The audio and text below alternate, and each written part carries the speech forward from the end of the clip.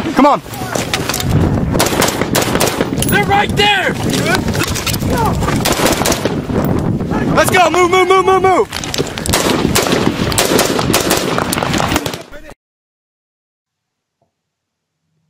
This episode of Choices Not Chances is sponsored by Louisiana Gun Shop, located in Broussard, Louisiana, just south of Lafayette. For more information, stay tuned at the end of this episode. This is Choices Not Chances podcast with Ryan and Matt. I'm your co-host, Matthew Charette. Sitting next to me is your host, Ryan Rogers. You want to take it, Ryan? Yeah, so we're going to get into kind of day 3 of the initial push into Marjah in the book here, and this is going to be an excerpt from the book as we consolidate on night 2. Okay. As the company consolidated on night 2, the COC would remain in the original building from the night prior, and the individual platoons would now be setting up their own battle positions. I'd given up one of my Marines for the company First Sergeant's quartering party. This was a routine thing that everyone had to participate in. I would love to have my boys back with me the following day or so. I chose Mini-Me and Simmering. They left with radio batteries and other odds and ends, and the remainder of my squad and attachments were spread out in defensive posture, posted up and waiting for word from the top. After a short period of time, the key leaders were called to the lieutenant's position to discuss our options. We would arrive at the CP, and I would be greeted with a fresh American Newport cigarette from Herbie. He was a key leader as well as he was a machine gun section leader. Machine gun squad leader. The LT commenced to give our brief and debrief the after actions of the day's events. Gave each person a chance to speak on anything he might want to bring up. He was truly an amazing leader. Hein brought up that he'd seen some large OE-style antennas coming out of a hardened-looking structure up by what appeared to be the land bridge and bazaar that was referenced in the op order. This became the primary concern of the conversation, and Hein had already posted men on watch to report back with any movement. With the primary objective tentatively identified, the plans were simple. We were to take a position under the cover of darkness, close to the objective. My squad was tasked with moving out, clearing, and securing a building that was less than 300 meters from our current position and less than 300 meters from the objective site as well. After the table was slapped on the plan, I was sick to my stomach. To this day, I'm not sure why. Maybe it was nerves. Maybe it was the thought of facing my squad knowing I was just as scared, if not more scared than they were, and talking to them about what was to come next. I couldn't seem to get Macola out of my head either, or his father. It was almost 45 days to the day from when I shook that man's hand and he placed his son's life in my hands, and now he had a hole in his arm, and was removed from my control. One thing I took solace in was the last thing that B's father told him to do was kill him good, and that's exactly what he did. He got the hole in his arm patched up, and I told him to post back up. Without hesitation, this man became a lion once more, threw this all up on the wall, and laid down hate and discontent. I told him to make him pay for the hole in his arm, and he did just that. Once I was back in my position, I called the team leaders and briefed them on the plan. I told Bennett he would be taking point and showed him the compound I wanted to take. We would be moving out in 30 mics, and the team leaders went to brief their men. Whenever I was speaking to my Marine, I tried to show no fear. There were many times where I probably was more afraid than they were, but I tried to maintain a level head. Sometimes I could compose myself, and sometimes I couldn't. Being that day 3 was coming, and we were running low on food and water, it was hard to keep composure. The order started, and we were to have the objective. The order stated that we were supposed to have our objective in 24 hours, in the ground line of communication, which is our ground supply route, should be already open, and they weren't. The food supply was running low. I briefed the team leaders to eat what was necessary for energy only. I had been rationing my food since the onset, not because I'm some sort of saint, but literally because I couldn't eat. I couldn't eat or sleep to this point in the push. The little food I did force down made me nauseous. I gave out 3 of my main meals to boys who were out of food, and I told them they could eat after we secured the foothold. After the checks were good and everyone was ready, we began to echelon out from the current position. And so at that point, and it's not like it's the I don't want to sound like I was weak and scared and shaking. Obviously, that wasn't the case, and you can attest to that. But you know, in your head, when 2 days, okay, yeah, hard fighting, here we go. Boys are a little shook up, but we're faring pretty well. And it wasn't nerves like, oh, I'm scared. I'm scared to die every day, every second. But it was the fact of facing the squad saying, hey, it's time to lace up again. Right. And again, and again, and again, and again. And, you know, after a while, it's like, you got real used to it. Like, okay, well, fuck it. This is what we're doing today. Suck it up, guys. I know it sucks, but we're doing it, and we're good at it. And so, yeah, we kicked off. And so we secure the building for the night, you know, and then with the sun the next day, it's like it's time to lace it up. It's time to get it on. We were going to be doing a frontal assault and an action ride on 2 machine gun bunkers and a bazaar. And so obviously sleepless night. Sun comes up. Well, and it was cold. Yeah, cold, very cold, sleety, rainy. I don't remember the sleep, but I'll take your word for it. I wasn't necessarily in my right mind right then. Yeah, well, Still I mean, cold. I'm not saying it was sleet and raining on us all night, but it was absolutely cold, and there was absolutely sleet falling on that second night or third night. There was definitely sleet falling. Third day, second night. Yeah. Did we get the water drop that night? No, Because I that specifically, was a couple days later at the Alamo. I remember having pants for day 3. Well, complete pants without rips in it. Oh, you're saying we did get the drop that We night? got something. I don't know. So if it what wasn't the was. drop, we at least found you some extra trousers. Well, I think Mackwitz had some too, and we were like the happiest individuals on the face of the planet at that point. I'm pretty sure you couldn't break me at that point. Yeah, it's like brand new man. I got new pants. Like, to hell with the socks, they're staying on the feet. I am definitely happy with the new pants. I know, that's right. So we're there, and the next morning it's going to be Bang City to take the actual objective. And I picked this excerpt out of the book and this lead-in out of the book because one of the most insane things ever happens. No, that's right. I forgot about that. Happens here, and we'll go back to the book right here so people can get an idea. With the silence now broken and hate in the air, I communicated with my squad that we needed to hit them hard and soften them up. We could advance to the waist-high wall that we'd planned to fight from.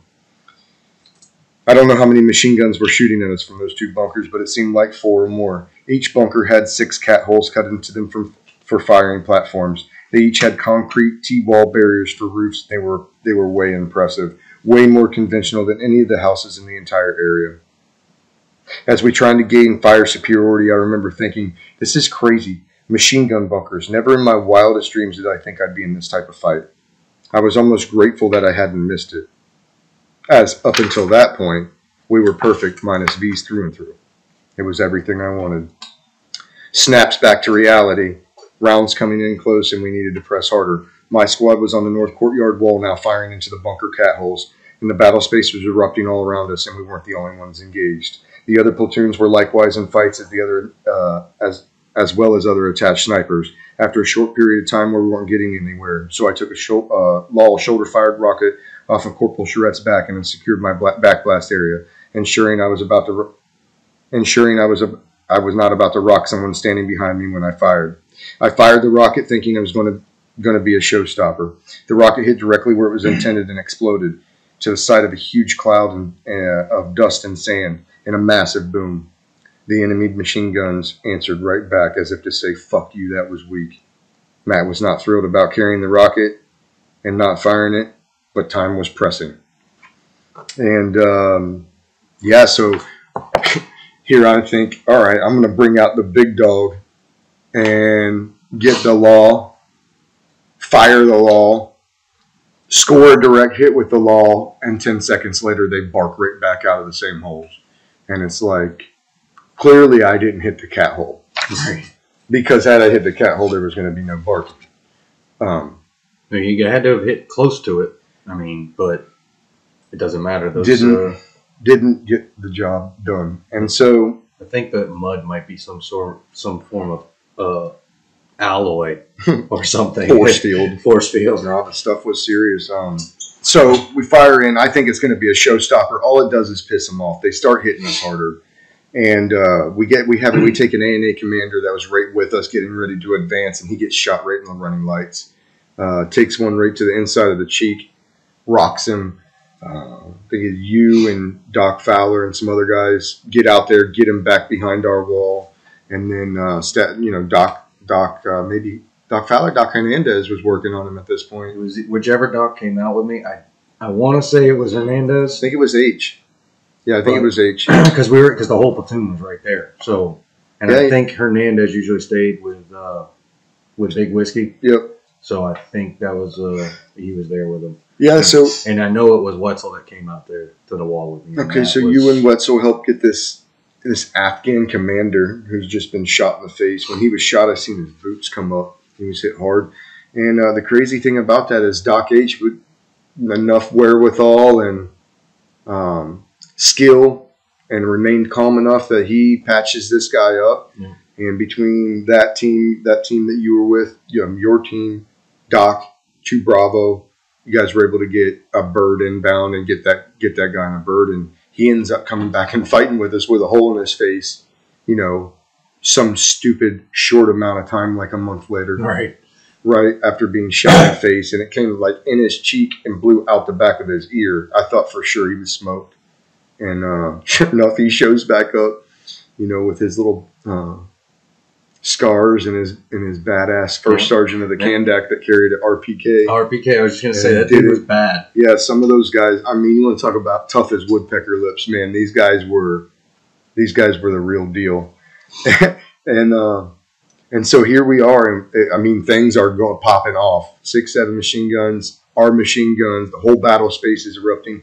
And we had what was called ICOM chatter Marines with us. And these Marines were fluent in the local dialect of Pashtun Wali, and then they would be monitoring and intercepting these two-way radio. Unencrypted Taliban communications. Correct. So they're intercepting these and then relaying to us whatever they're picking up, because just give us a heads up and the whole thing. So at one point they radio up and they tell us that, hey, we don't know what this means, but they're saying they're about to release the big one. Right.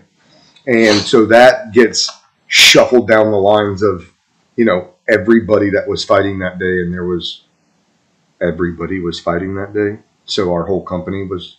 Right. I want to say that our command element was fighting that day as well in the back of us. Actually, I think... I know they were with us originally, but once we started to push... Captain Biggers was out on that wall that we went out and got that A&A. I think he was the first one off of. Yeah. When I got out there... Everybody was in it. Yeah, for sure. And so, the fighting... The fighting was intense, and the big one was supposed to be inbound. Right. I wanted to cover the part about the big one right here. The other thing I'll say was when we got out to that wall for the to grab the A&A first sergeant, there wasn't a whole lot of cover left when we got out there. And the dude did not want to get on the stretcher. And I was like, well, I don't care if he wants to get on the stretcher, but he still has to go back to the rear. And there's not a whole lot of cover for me, Wetzel, and Doc to be out here messing around right now with 2 machine gun bunkers. Y'all are pretty much front and center for the machine gun bunkers at this point. We need to get him out of here. Oh, he's going to run. Well, tell him to run his ass off and we'll meet him back there. Right. And I don't remember putting him on the bird, but, I mean, somebody definitely put him on the bird because he was out of there. And that was who? That was that first sergeant. That A&A first sergeant. Gotcha. So, gotcha. I know Big Whiskey called in the medevac on that one. Check. So, ICOM chatter Marines come in, 30 minutes, 40 minutes goes by, everybody's like, well, what the fuck is the big one? Like, what are we going to do about the big one? We didn't know what the big one was. Yeah, And honestly, we're operating on incomplete information. We don't even know if that was the right translation, but all we know is we're looking out for it. I mean, he could have been a 7-foot tall Taliban guy coming out the middle with rockets and... Yeah, to this point, we have no clue. We just know that they have a big one.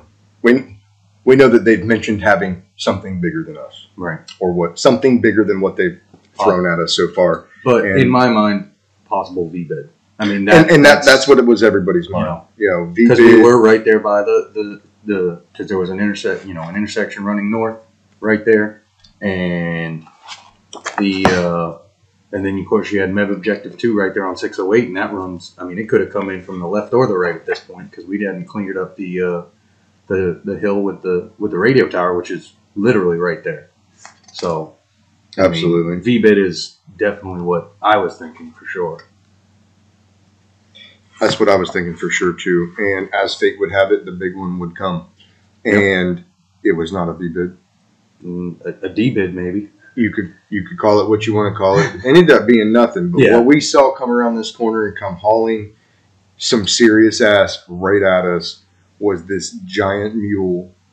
And I know it sounds, it could sound however it wants to sound. This mule stood tall, big mule, and the mule probably had 5 feet tall and 3 feet or 4 feet wide of some sort of contraption attached to him, covered with a large blanket. Yep.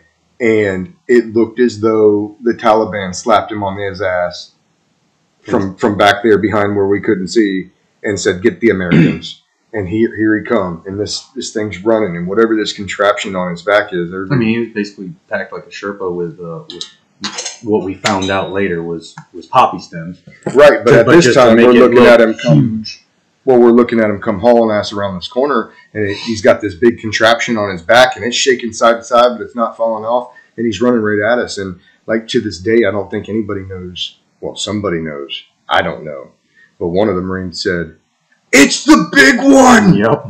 And so while we're laying into 2 mutually fortified machine gun bunkers onto the enemy, confirmed, firing at us, plus the remainder outliers that are not in those bunkers that are harassing and just kind of supporting the machine gunners, the entire platoon shifts off of those known enemies and onto the big one. Which dispatched it rather quickly, so not like the machine gun bunkers got that big of a break on. No, I mean, it was, a solid 10 to 15 to 20 seconds that the entire support by fire position reinforced, shifted left, and started laying into this donkey. Right. Or mule, sorry. And, I mean, I think I make mention in the book, the toughest mule on the planet. Right. Ever. He was taking 240 bursts, small arms, multiple rounds were hitting him at a time, and he would just trudge on, man, like he wasn't going to stop. And we were like, it is the big one, man. He's going to kill everybody. And so, whatever, it felt like forever because of the danger that we felt like maybe involved with it. Right. And the big one starts to go down. And like you said, it sucks. But at the end of the day, the big one had to go down that day, even though he only had, 50 pounds of dried poppy stems on his back. Right. Well, and, I was thinking about it. I believe the Taliban would slap it on the ass and get it out of there. I mean, if nothing else but other than for a distraction, yeah. What I think is, and that might have been their time to get skedaddle. Yeah, just leave their remain behind element to keep us busy while the rest of them get out of there. But what I think it was, because how they've got, like I said, they've got a couple of roads couple of paths that mule could have taken. How did they get it to run right down the bridge? Right down the bridge, and then come to where that road actually split our force. And I mean, but I think that donkey or that mule was intended to come at us somehow. I think it was from our compound, from the Alamo, because you remember we had. No, that was a donkey. No. This was a mule. I think that mule. Like lived at our compound, and then they pulled that was it his out corral of there or something. We got there, could be. And then they were like, "Oh yeah, we're going to use this tomorrow morning. We're going to run this right at them." Yeah. And think about that though, because like, let's say they did put 50 pounds of anal on him. Oh. I mean, and he got anywhere close, and they could detonate it, it would have been a serious problem. Right. So yeah, like as funny or not funny as you may think it is, the entire squad reinforced. Because we're getting ready to do an action right with the other two squads. They're about to go up and sweep in, right, and take this thing down. But the big one goes down, and not a bad thing. He went down. Everybody now feels safer. Everybody feels a whole lot better, and we are able to continue operation. I remember at one point we were really laying into, I guess you could say, each other. We hadn't taken any casualties yet, but we surely had dealt some out, and the LOL rocket didn't work. Just dusted the bunker. The fighting didn't subside, and I remember asking LT, I'm like, "Yo, sir, what do we got that's bigger? Like what else do we got?" And he had already been coordinating with choppers, and in came some gunships, and and so I was, not like it was. I was unaware, but I wasn't thinking about the fact that they have the heads-up display system where the pilot can look and target what he's looking at, regardless of which way the Cobra is facing. And I remember being on the wall, and we're leaning into him, and we're getting some. I remember looking over, and the Cobra is pointing like he's going to strafe our squad, like he's coming in low. But he looked over like this, and that bottom gun said, and then he started barking, bah!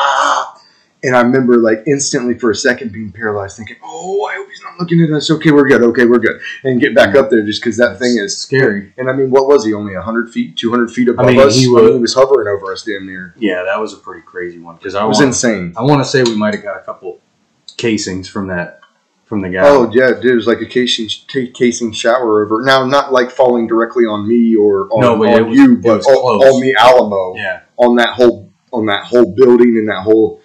That whole stretch right there, they would come in and just, bah! That was, you want to talk about some support, man. We had some support there.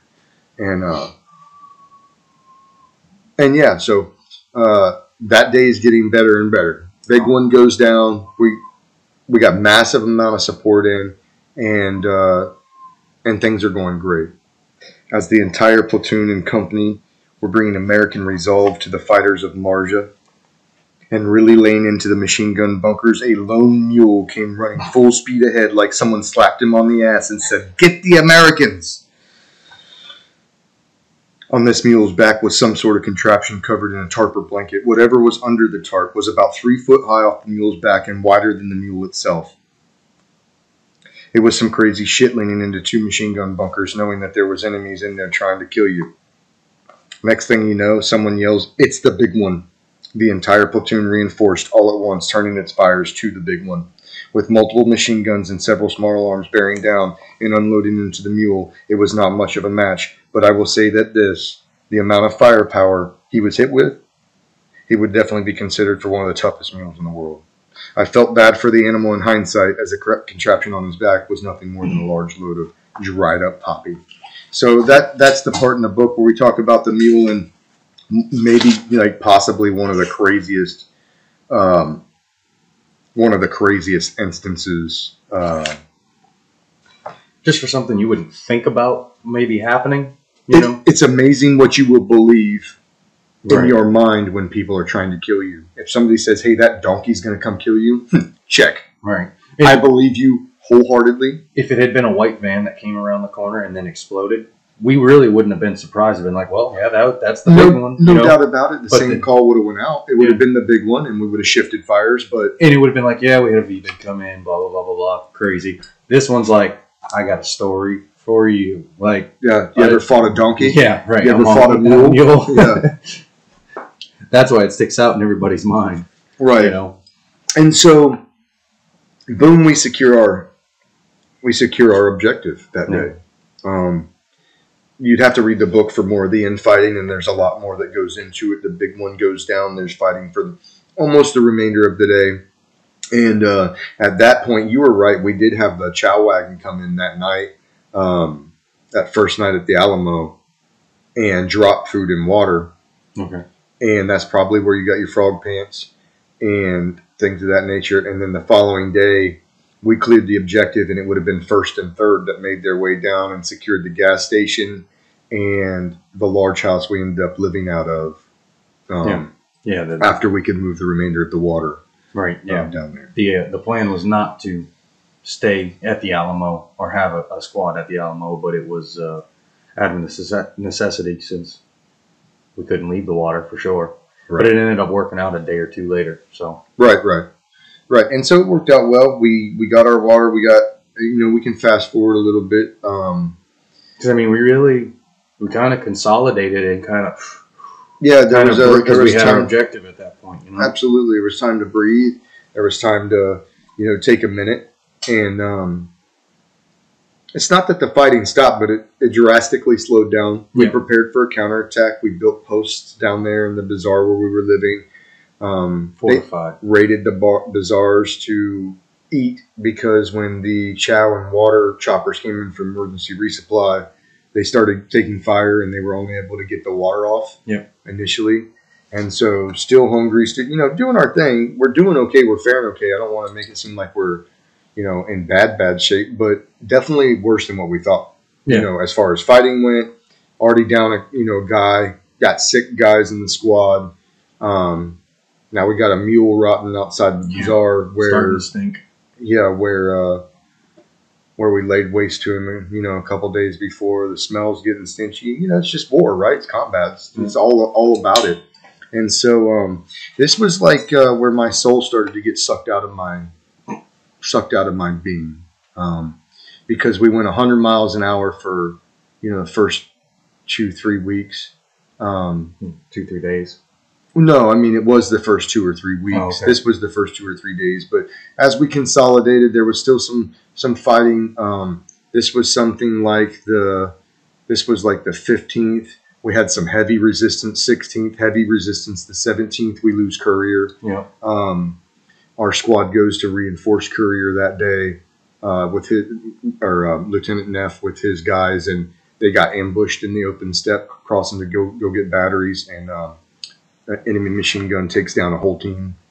And that was a crazy morning. We were at the Alamo still because we hadn't got all the water down to our firm base. And I just remember hearing over the radio, Black Gear, right? Unencrypted squad internal comms comes up and they're crackling. And they're saying, hey, we need help. We got guys down. And I remember thinking, we weren't that far from them, less than a cliff, like right around 800-900 meters from where their position was. And nobody, when the sun came up, got hit. And we're just kind of sitting around thinking, by now they've had their chai and they're laying into us. Yeah, because it was just weird. Set your watch by that point. Absolutely. In Marjah, it was like morning call to prayer. Give them 30 minutes to drink their tea and get their weapons, get their mags topped off, and then they're coming to bang. And so it was just kind of like one of those eerie mornings. Like, what the hell's going on? Like, where you at? Right. Like we're here. And then fire erupted to the south of us, back behind us, and it was Neff's guys opening that step. Courier goes down. Tim Smith, a buddy of mine that came from 3-2, gets the top of his forearm blown off by a couple of the rounds in the burst. Horn took one in the wrist. Horn took one in the wrist. Yep. And so you had instantly a bad situation. So I'm sitting in the Alamo on kind of like on radio watch when I hear all this stuff start popping off. And I remember, we got Wright and Simmering over with the Cordray party, and who knows where they're at this point. And I just know that I got Marines out there, so it's like, hey, we got to go help these guys. And that's what we did. So we got over there, we helped these guys out. They were in a horrible ambush. They got caught in the open, lost a whole team instantly. 1 KIA, 2 WIA out of the team. And I remember making the run over there, something like 900 meters. Me and Wetzel are sprinting. The rest of the guys trying to catch up to us. Me and Big Whiskey were tailing Charlie, bringing up the rear, making sure no one's trying to squirt, and then we left Bennett, I think, with a Red Star cluster and a wish and said, hey, man, if things go bad, fire this up and we'll ping pong back over to you. Right. And that's what we did, man. We got over there and we relieved some pressure off of Laney's squad. And, I remember coming in and their squad was green. Yeah. A lot of shock. And it was bad. I mean, they were in bad shape. They had just put brought Courier in, and he was expired. And then he looked good. He was in good shape for the events that took place. And got Laney.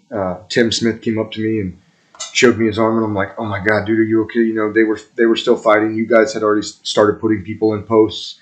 I had dropped off a couple of the guys on the way in. I think Knuckles was set in watching. I mean, we set a whole perimeter with our guys around their perimeter. And then when Big Whiskey and you guys pulled in, sealed up the back door, and all right, guys, as you can see, we picked up this recording at a different location, and we're actually on location at our sponsor site, Mr. Harlan with the Louisiana Gun Shop, and then we're going to have him on in a future episode talking about what he offers, what licenses he can clear you for, what certifications he can give you, because it's not just concealed. But here in the gun shop, so we're going to kick right back into the episode, going back to the book now. Where we left off, we were talking about the attack on 1st Platoon and Sergeant Laney's squad, and so we're just kind of build that up from the book, and then we'll get back into it. Shortly after sunrise, the air began to crackle to our south where 3rd was located. I laced up and got my gear close by. I had the feeling that things were going sideways from the frantic sounds of broken transmissions coming through the XTS black gear. I couldn't make out much, but what I did notice is that the enemy fire was going ballistic. It sounded like multiple machine guns and possibly RPGs, depending on who was firing them. Maybe Neff had A&A with rockets as well. Over the black gear, there were calls from 3rd that they had men down and they had no encrypted comms to call for support assets. Knowing that I had Marines with the unit and knowing that we were the closest element capable of reaching them with enough combat power to aid relief, I yelled over to Staff Sergeant Wright that I was going for them.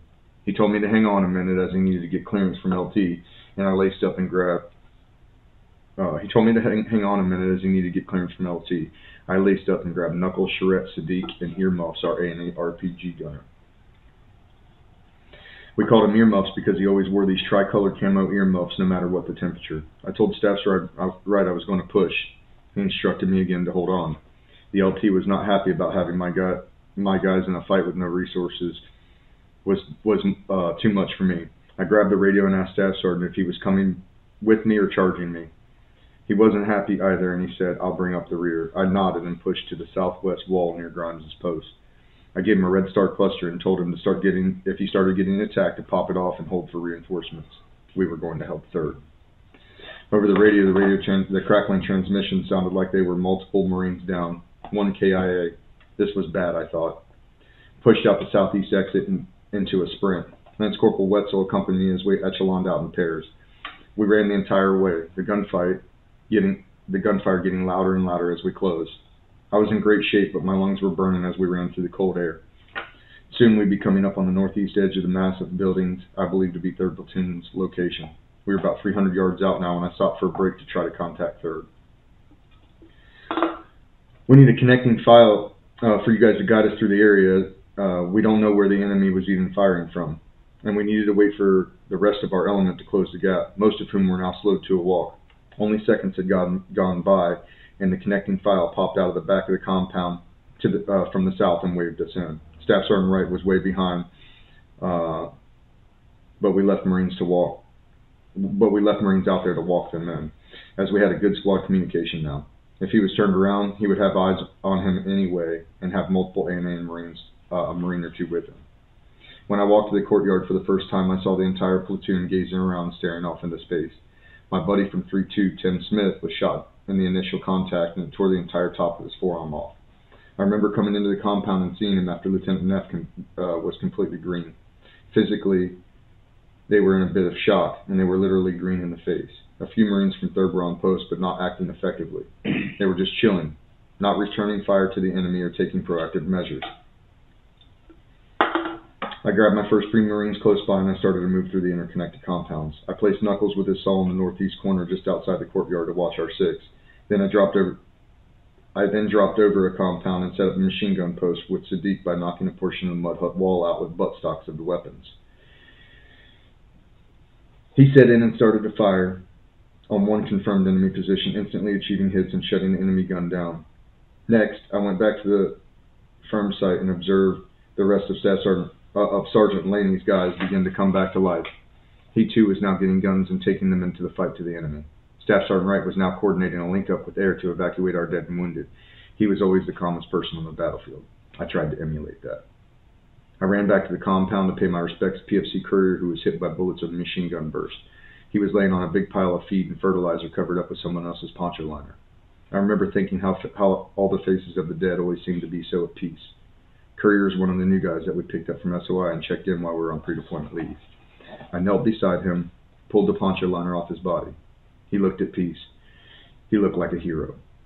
He was in good shape for the number of times he had been hit. I said a short prayer and thanked him for his sacrifice and apologized that he'd been called up too soon. I covered him back up and proceeded out of the courtyard and back to work. And that kind of leads up and kind of gets you to where we are in the conversation already.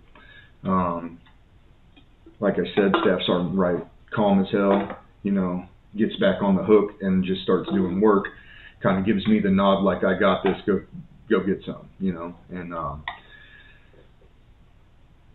that was I guess that was the day that we learned that we weren't invincible anymore, which well, we had already gotten a taste of that with Vocolo, but not to that extent. Not to that extent, yeah. And a couple lessons learned just from that time. I remember running in the courtyard and seeing my buddy Tim jacked up, pat on his arm. He kind of took it off, showed me. I'm like, oh my God, it was an ass. It was, it was like the whole top of his forearm was just shredded off. And he said, yo, dog, I'm super thirsty. And I'm like, oh, I got you. Not thinking about it. He's going to be, in the Freedom Bird in about 10 minutes, eating ice cream at Leatherneck, chilling. Or back in Germany on the way. Either way, whatever happened to him, I know he's going to a place with goodies, and I'm going to be stuck in the desert. And I wasn't thinking about that. And this dude sucked my entire 2 liters dry, which I'm sure he had cotton mouth, and he was shot, and the nerves and everything. Problem is, he got on the bird and flew away, and I was still in a fight for the next 5 hours, or week, and or 4 hours, however long it took. And so my little message out there to you guys is, if you're in a gunfight and somebody gets wounded, don't let them drink all your water, because they got plenty of water where they're going, and you don't. So that happened, and I moved back to Knuckles. I moved back to Knuckles' area, which he was covering that north 6 o'clock, kind of where we were coming from, and there was the old red and white radio tower up there. Yep. That assumingly like the Brits or somebody built during some time over there, because it's red and white, beautiful technology. It was coming up out of there. It had buildings at the bottom, cased in walls. Yeah, and so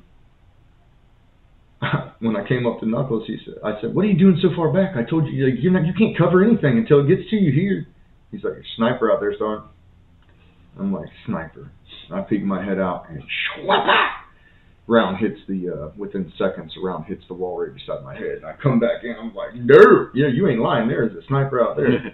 And I think he ended up being up in that radio tower, and I want to say that Cobra shot him, but I can't recall exactly how it went down. I know that he was mitigated in the future, though. Yeah. In short order. Huh? Wasn't it supposed to be a Chechen or something like that? I think that's what they said. Chechenian with a Dragunov. Yeah. Which makes sense. An 800-yard shot with a 15-mile-an-hour crosswind that he misses by a couple inches from probably 100-foot elevation. I mean, a hell of a shot, even to miss. Yeah, he's pretty good. Anyway, that happened. So I'm like, all right, Knuckles, you can stay right here. I think you're right. Anybody comes through that door, cut him in half. Good call. Yeah. Good call. And another lesson learned. Lance Corporal tells you there's a sniper out there, just trust him. Just trust him. All right, Roger. Because 2 inches to the right, and that was going to peel my whole face in. Right. Or throat, which would have been horrible. Yeah, good thing was there was a bird coming in for you. Yeah, that's a fact. So from there, the bird came in and picked up the dead and wounded. We were still banging, getting after it, and I remember one of I don't know if you say defining, but one of the moments that was kind of wild in that exchange was when I had a guy break down, and young guy, Wetzel, point man, first deployment, and I think just seeing Courier, just seeing one of, somebody with U.S. Marines on their badge, on their front nameplate, wrote it up like that was just more, I guess, more at the time than he could really grasp. And he started to break down. I remember, 2 Bravo grabbed him up, started really getting in his face, like, hey, we got a war to win. And so, like, there's, of course, there's guys and there's situations where that's necessary. I knew Wetzel enough to know that this was not that situation. That's not what he needed.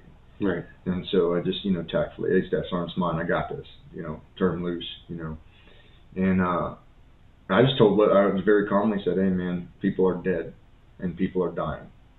And you can't engage with water in your eyes through an RCO. So I need you to dry your eyes up if you don't want any more people laying on fertilizer bags today. And he dried up and carried on and did fine after that. But he had that moment, where everything became real. And probably started contemplating his own fate, Right. Got in his head about it. And the big thing to tell guys, we were talking about this earlier in the shop, is that's normal behavior. I'm not going to say that the tears and stuff is normal behavior, but all those feelings, some guys tears, some guys sick stomachs, some guys extreme exhaustion. And that day was just a little much for him, and he had a moment, but after his moment, we got back after it, and we still had contact to the south down towards Kathy, and I wouldn't know. Yeah, we had contact down towards Kathy still for sure, and so we started to echelon kind of out of that. Laney's squad started echelon towards the CP to get those batteries that they were after and the different things, and then we started echelon back to the Alamo, and yeah, I mean, it lasted several hours, but I remember also on the way back, I kept hearing these shots, bang, bang, bang, and I'm like, what is I turn around and it's 2 Bravo. He's like hoisted up on a wall, bang. He's like, it's going to take me 15 shots to get this range, but I'm going to get these bastards.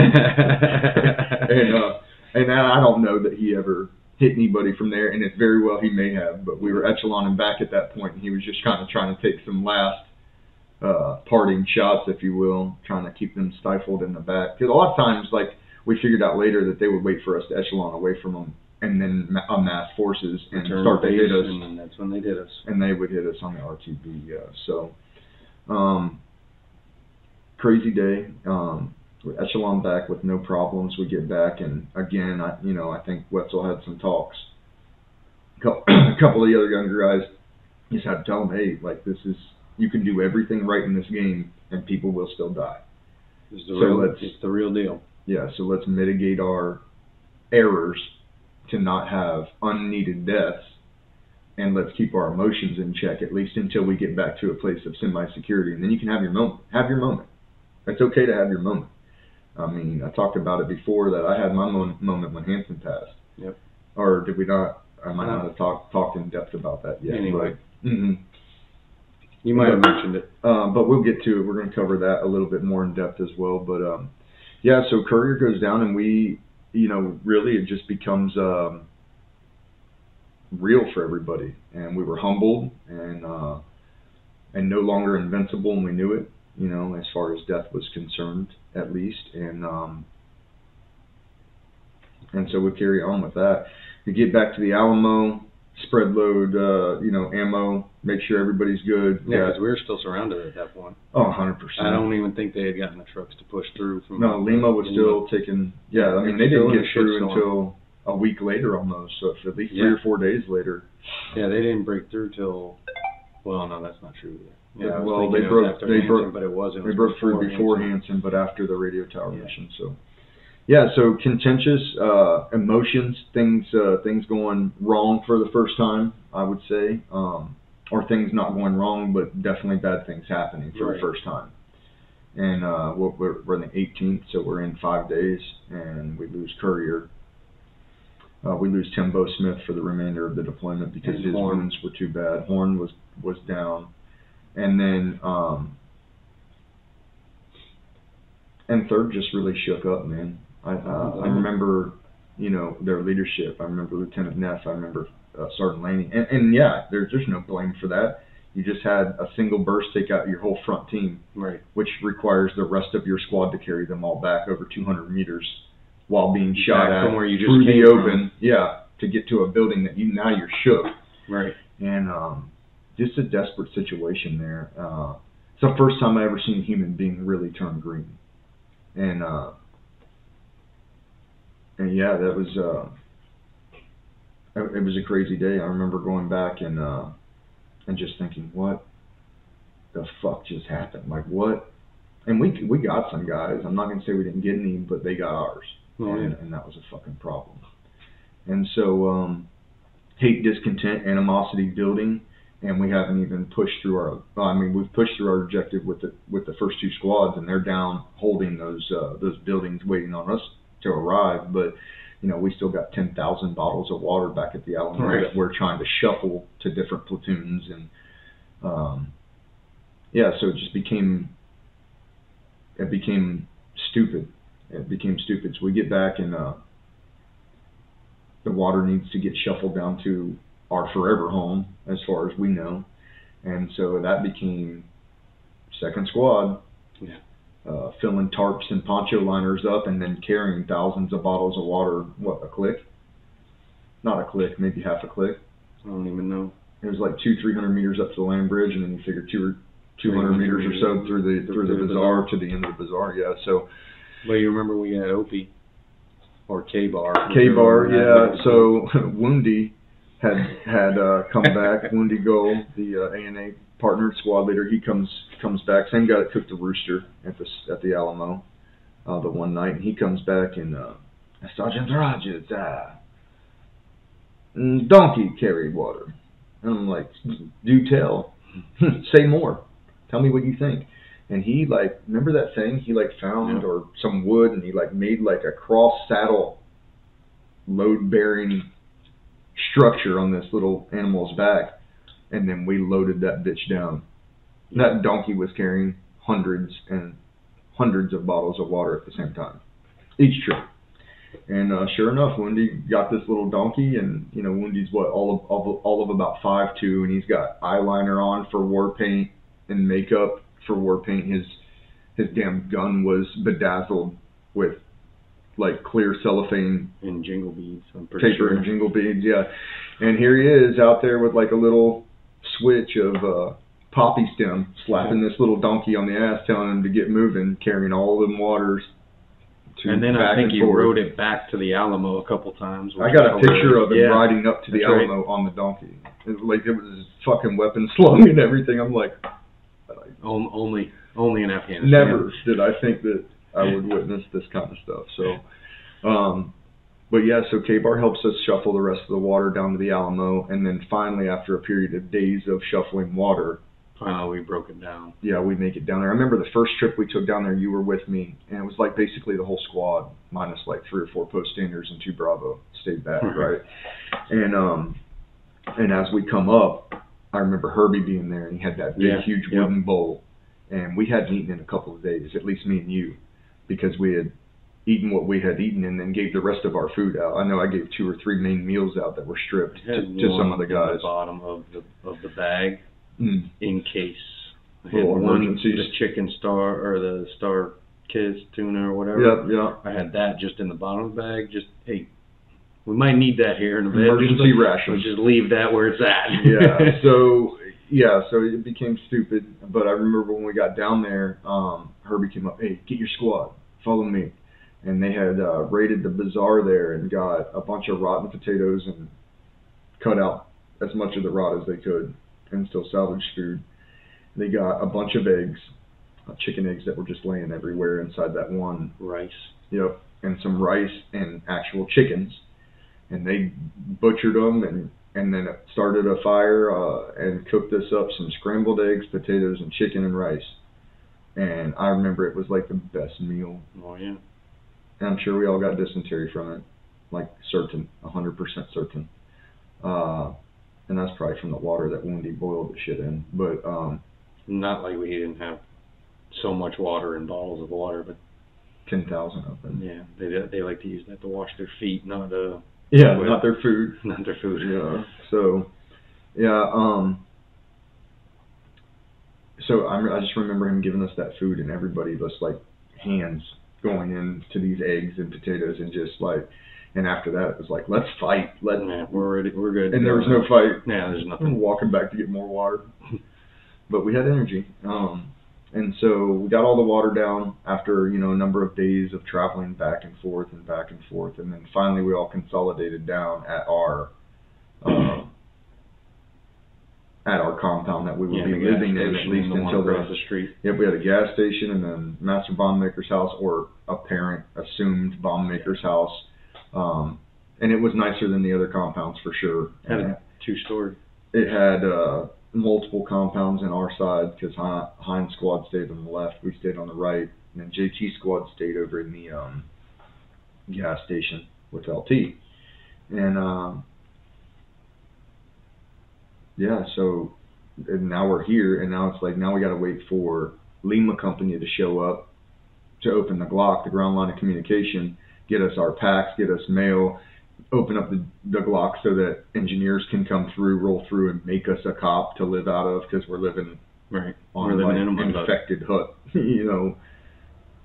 I never minded living in the mud. I'm not going to say I minded it until the day that I seen how much shit we were breathing through the air, and I'm like, that can't be good. Yeah, but that's just the place. Yeah, that's small problems at that point, to be honest. So you want small particles of dust or larger particles of lead? Which one would you I'll choose? take the dust for now.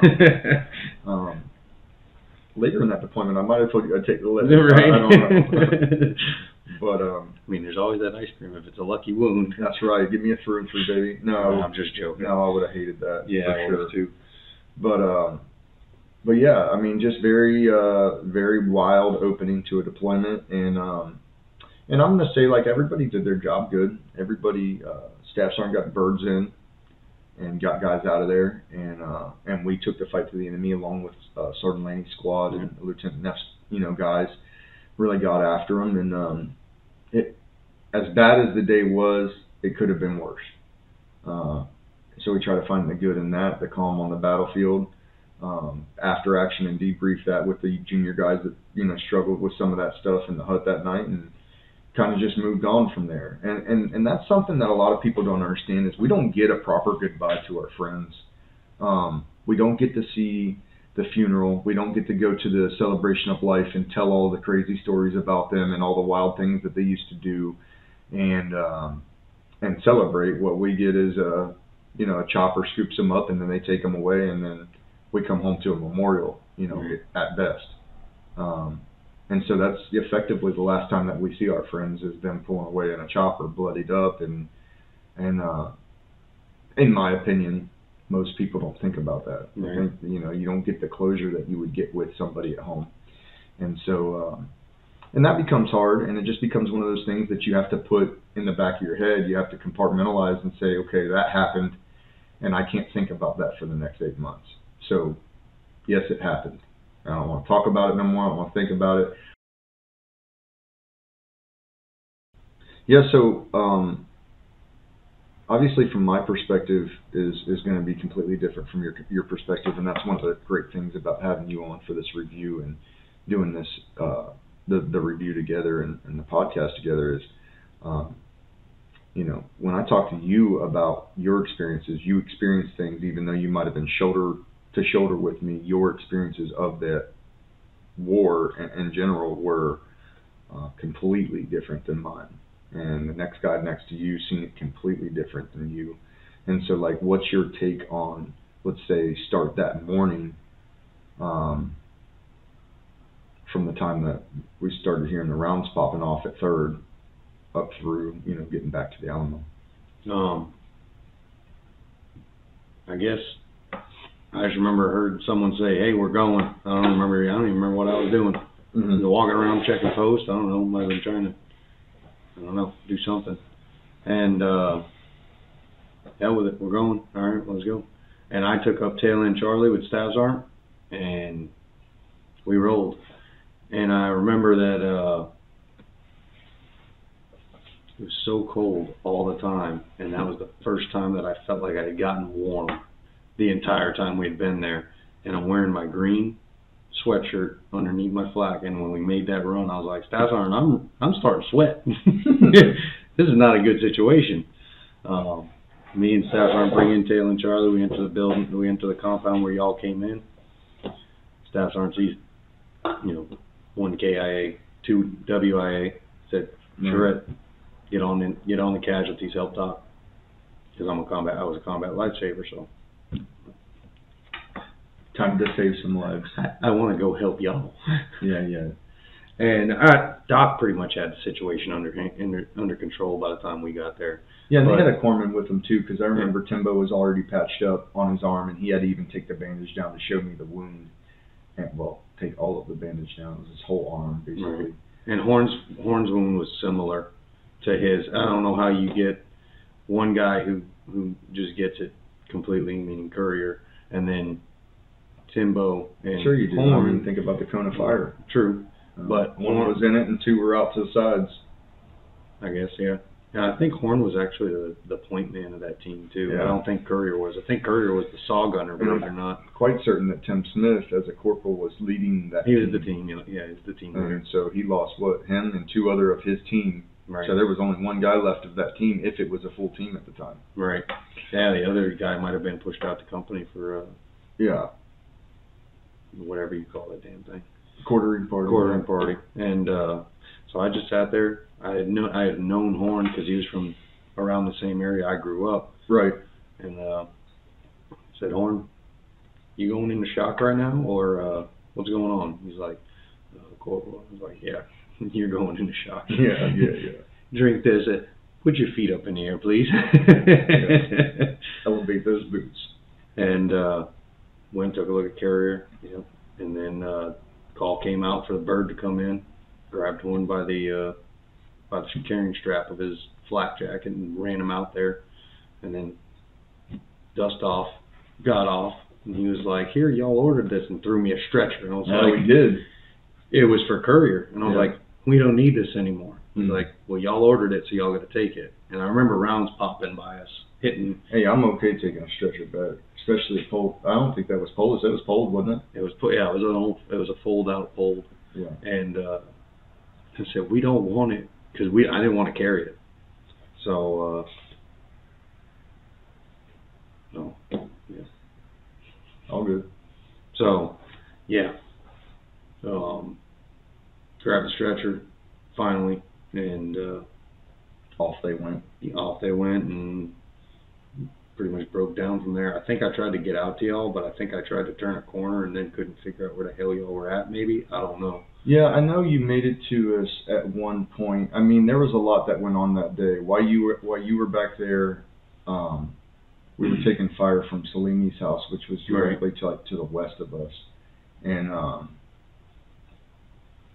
might have been, I think it was west.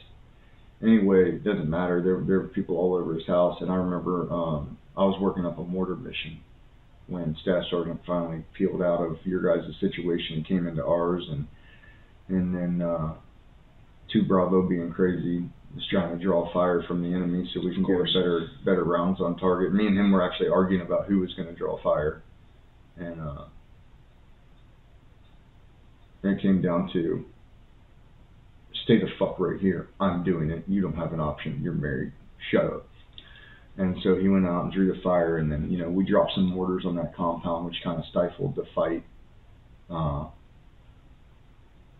don't know why. Either we killed them, or they got scared and ran. Or they got scared and boogied out, yeah, because they stopped shooting at us for sure. And then, broke down from there and headed back to the Alamo. But the other thing I remember about the Alamo when we were breaking it down with the water was, do you remember when First Sergeant came? Yeah. I was like, what do y'all need, Marines? And we were like, sleeping bags. Yeah. We need our main pack. Yeah, somebody brought up mail. No, he brought up mail. Yeah. He was like, oh, no, we're going to get y'all some mail. I'm like, no, we want our sleeping bag. I don't have a sleeping bag or warming layers in my mail. There better be newspaper in that, because I'm definitely stuffing that in my clothes. Yeah, that got silly. So just kind of wrap this one up. I think we'll leave it at the Alamo there, and then pick up. I think we got a good episode with Grimes coming up, and get his perspective on the loss of the first couple of Marines, one of them being Matt Hansen, which was his roommate and his best friend. And, one notable thing is, you see how Wetzel, let's say, and it's not to pick on him, but you see how he handled the situation. And then you go to Grimes, who is the same peer group, came in at the same time, same seniority, same rank, same everything, same life, basically. I mean, obviously their growing up and rearing was a bit different, but their entire Marine Corps life was the same. And to see Wetzel not be able to compartmentalize it and really it tear into him, and to see Grimes go to this place of oblivion, like, nah, whatever. And it's like, this is your roommate. Right. And so the psychology of death in a combat zone is funny. Not funny that people are dying, but it's just funny to see the way it works. The amount of different reactions you may have to the same exact incident. Right. With different folks. So, and again, that's another thing to stress, is that these things are normal. If you feel bad, it's normal. If you feel completely detached, normal. And I say normal because everybody goes through it in a different way, but it always ends up somehow the same. If it doesn't fuck with you right then, it'll probably fuck with you later that night when you're trying to go to sleep. If it doesn't do it then, it'll probably fuck with you when you get home. And at some point, you're going to have feelings and emotions about this stuff. One of the goals for this podcast in general is just to say, hey, that's okay, first of all. This is normal, and there's no reason to let this situation define the rest of your life. And so that's what we mean to do, is to show people that said, nope, I'm not going to let it define my life, and I'm going to live my life, and I'm still going to grind it out. I'm still going to use the core principles that I learned from my organization, whether that be the Army, the Marine Corps, the Navy, the Air Force, or the Guardsmen. You learn those core principles and those attributes good to a leader and good to a service member in whatever rank and file you're in, and then it seems to me that the successful guys hold on to those, and some of the lost guys, I wouldn't even call them unsuccessful. I call them stuck. They get stuck in their mind, thinking about this stuff, or not doing proper counseling, and then you pay for it if you do that. And if you don't do that, though, you can still live a happy, successful life. And sure, are you going to be sad sometimes? Yep, you're going to be sad. Are you going to be angry at the world sometimes? Yep, you're going to be angry. But the worst thing you could do is get out, let that moment, that one finite moment in time, define the rest of your being. And a lot of times, at least what I've seen is the guys that are affected the most by this stuff are guys that get out and have no purpose. Yep. No mission. Now you're sitting around purposeless, and whether you're retired or you were forced out or you just decided to get out, you're still sitting around thinking about being in and thinking about that being the only purpose of your life. And now what? Like, war doesn't transition to the civilian world, is what a lot of guys say, but it's not true in my opinion. It took me a while to figure it out, but there's a lot of things that I did in war, you did in war, that absolutely you resort back to in your daily life. Absolutely. You talk about it all the time. Every day's a firefight. Yeah, every day's a firefight for you, and you just take those same tools that made you successful in a gunfight, the calm, the work through it, the never quit, the keep your drive. And it's funny because when we talk on the phone and you're on the way home from work, it's like you're debriefing me on a patrol that went down. Right. Like, you wouldn't believe this motherfucker, and here you're talking about some roughneck, either oil field guy or from your time at Slumber-J, or you're talking about, some machine giving me issues somewhere. Yeah, doing mechanics on a machine giving you issues, and you work it out. And that, that's a huge thing. It's a huge thing to say, I'm not going to let this define my life, but everything that I did leading up to it has defined my life and will continue to for the positive. And so that's great. But you got anything to add on that? No, I'm good. You want to go ahead and wrap it? Yeah, I think we'll wrap this one right here. And like I said, guys, you see the guns in the background. We're going to do a podcast coming up here in just a few short episodes will be releasing. And it's going to be Harlan, the owner of the Louisiana Gun Shop, who, you know, at this point just really stepped out on a limb saying, I know you're not going to bring me a lot of business in the beginning. And you maybe not ever bring me business. However, I believe in what you're doing, and I believe in the cause of what you're doing enough. Even as somebody that hadn't served in the military, he's a gun guy. He supplies guns to the military guys down here in Louisiana, just like he supplies them to everybody else. But he's also involved in explosives training for some of the roughneck crews that have to go out and drop demo charges down. And we're going to talk about all of that. Special effects crews coming in for Hollywood productions or whatever. Explosive training for that, and then concealed carry licensing, that as well. Does any kind of AR build that you can think of, pistols, laser engraving. And so we'll really get after it with him and talk about what he can offer. Also, I'll go ahead and say it now just to preload you guys, but he is now up and running nationally with a website, and you can build everything that you want to build right here at Harlan's shop via an online portal, and then have it mailed to your FFL closest to your house and go and pick it up for a $20, $25, I think. Oh no, that's his.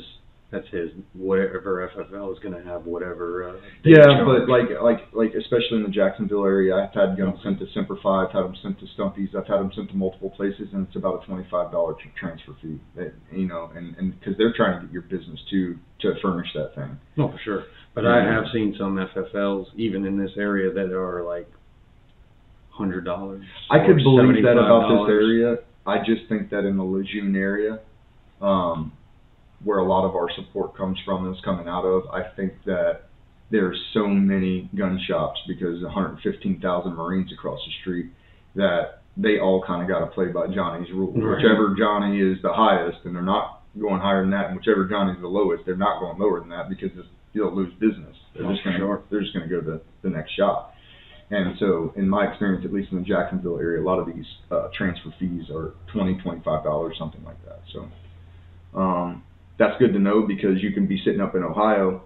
I know we got a fan base in Ohio, started up early, North Carolina, Louisiana. And you're in any one of these states, you can get on Make This Build, custom, all the way, and then have it shipped to you in a matter of days, and really not have to do anything. You'll be supporting the podcast. You'll be supporting Harlan's Louisiana Gun Shop down here, and we'd appreciate that.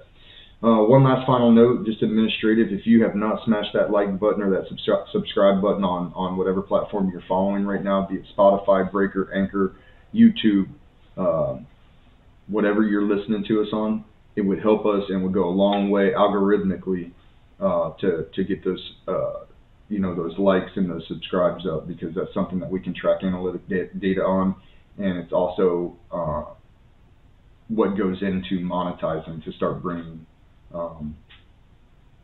some money into the podcast. And it's not that this podcast is about money. That's not actually what we're about at all, but it does take a little bit of money for the equipment to maintain things, and then the big thing is to travel to get these interviews done.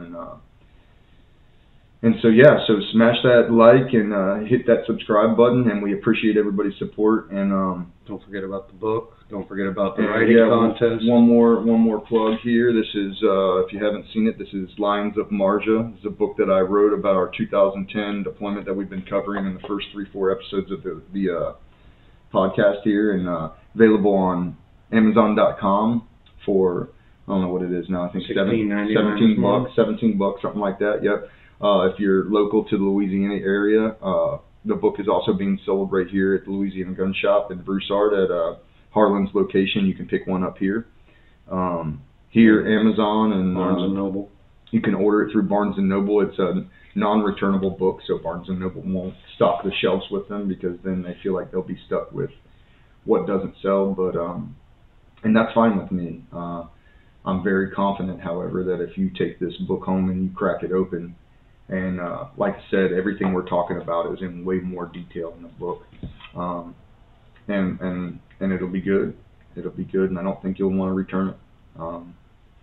If you don't like reading, this podcast is for you, because we're going to cover the book, and then it's going to be straight interview style podcasting, a conduit for information passing for the veteran community at large, and then, you know, everybody else as well. We don't want to think that this is just for veterans, because there's a wealth of information that's going to come out of this podcast, and already has come out of this podcast, either for the warfighter contractor that's still going down range, or for the everyday citizen that you know, that wants to know.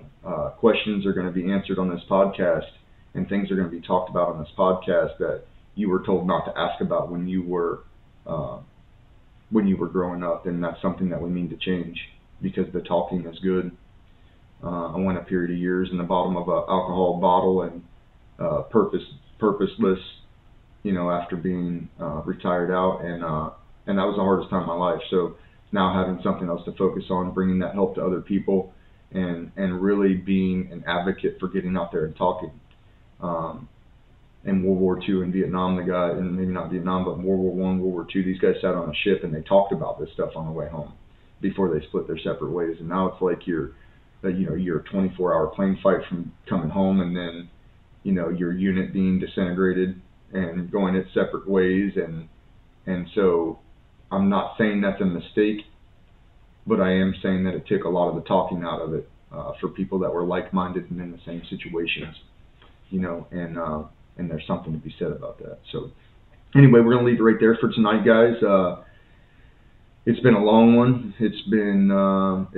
It's been real. And if you don't have anything to add, man, I think we'll kick it off right there, and we'll let this advertisement reel run. And if you guys have any questions about what Harlan offers, it's going to be, you know, at the end of the episode during the advertisement run. And feel free to email choicesnotchancespodcast@gmail.com. How we doing, everybody? This is the co-host of Choices Not Chances podcast, Matthew Charette. As mentioned in the beginning of the show, this episode of the podcast is sponsored by Louisiana Gun Shop. The folks at Louisiana Gun Shop have been a longtime supplier of firearms and shooting supplies and services, as well as very good friends of mine. One day, we will get the owner and founder, Harlan Boblet, on the show. At Louisiana Gun Shop, the sky is the limit when it comes to getting the firearms and accessories you want for your current or future firearms. They have a nice selection of handguns, rifles, and shotguns in stock, or can order just about any firearm you could want or need. They specialize in concealed carry handguns and custom AR-15 builds. In addition to firearms, they also carry ammo, suppressors, optics, and a wide variety of gun parts for the upgrade and maintenance of your firearms. If you want to get further into the upgrade side of things, they provide customization services such as Cerakote, laser engraving, and Kydex holsters. So like I stated before, Louisiana Gun Shop is located on Highway 90 West in Broussard, Louisiana, just south of Lafayette. It used to be Louisiana Gun Shop did not have an online presence, but now I am happy to announce that their website is up and ready for business for online sales to all 50 states at louisianagunshop.com. Louisiana Gun Shop also offers Louisiana residents concealed carry classes for a very reasonable price. Harlan's experience in the concealed carry space when it comes to the laws and the do's and the don'ts is pivotal in attaining your Louisiana concealed carry license. As well as the firearm market, Harlan also conducts explosives training for Louisiana blasters licenses for oil field and special effects workers in Louisiana. Workers in these fields from out of state will also need to have their training in this field to complete their work in Louisiana. So whether you need a firearm, upgrade your old firearm, targets and ammo for a range day, or you just like to talk to people who support the Second Amendment, Louisiana Gun Shop is your place, either in person or online. Remember, they are located on Highway 90 West in Broussard, Louisiana, just south of Lafayette, or online at louisianagunshop.com. You can also follow them on Instagram and Facebook at Louisiana Gun Shop. A special thanks to Harlan and Jenny at Louisiana Gun Shop for sponsoring the show. Please support them so they can support us and keep the podcast free for all. Thanks. Have a great day. Semper Fi, and God bless America. Not too far. You're marking the building. Hit him. Yeah, that's good. That's a good shot. That's money. Yeah. Money.